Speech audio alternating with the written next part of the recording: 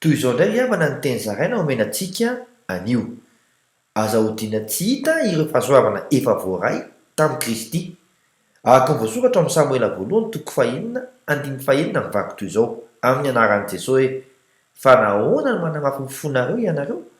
toy ny nanamafisan'ny Egiptianina sy Faraony fony raha nanao fahagaganana hamelezana azy izy moa tsy nalefany andeva ny olona ka dia lasa aza merikerika fa aoka izy tomporeny ihany no anteherana dia ho voavonjy ianao araka ny voasoratra amin'ny Samoela voalohany toko fahafito andiny fahatelo mivaky toy izao amin'ny anaran'i Jesosy hoe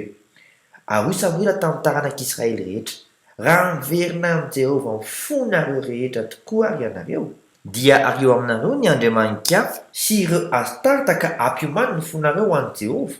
ary aoka izy ihany no tomponareo dia hamonjy ianareo amin'ny tanan'ny Filistina izy minoa satria testameta efa voasoratra izany ka tsy maintsy ho tanteraka manam-peona tompoko.